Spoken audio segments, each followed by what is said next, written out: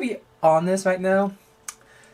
If I didn't start with a good cup of coffee today, I will be not in the mood, to be honest. But since I started with a coffee, I am ready for the learning mode that is gonna come upon me 10 hours straight. Zebras, everything is learning, working. Nothing else. So brain cells, prepare yourself to get chopped off.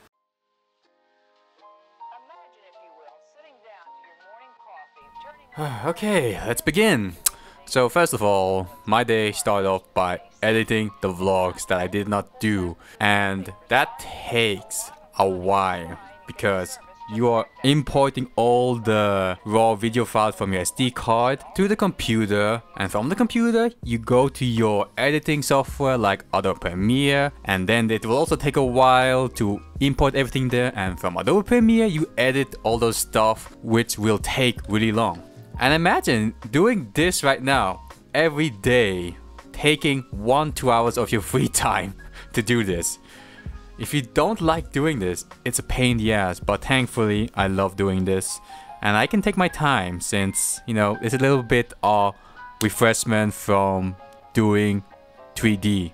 And the best of it, you are reflecting what you did, the problems, the mistakes you did, and what you learned. And if you can explain that and what you can do better, this will make you a better artist or a better person per se.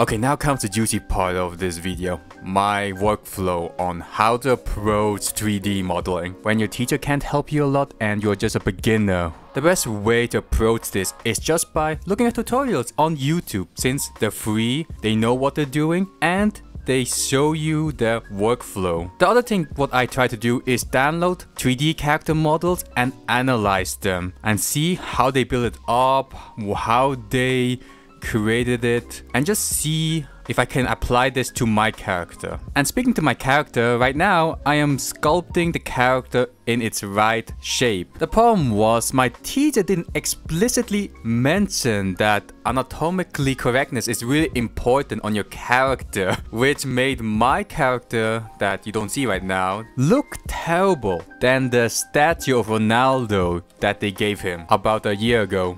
That is why I had to rebuild everything from the start again, and always look at tutorials as you see here right now. I'm always very careful how I place my anatomic parts, where the rib cage is, where the muscles are, because that is basically your basic foundation of your character, where you put your clothes on. And speaking of clothes, I'm trying to now apply clothes to my character and see if it fits to him.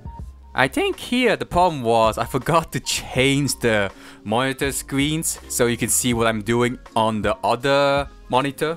But basically I just exported the armor from Zebras to Maya so I can create the armor much easier there since I know it better. And that is also another point. Using software that are really good for what it's for.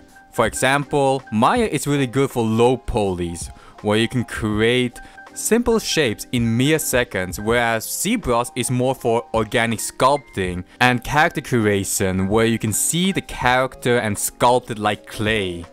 So I'm going to talk about the problem here, and I think the problem was I was trying to build everything from one part, which is not really good. For example, if you create everything in one part, like a character for example, then you can't customize it anymore.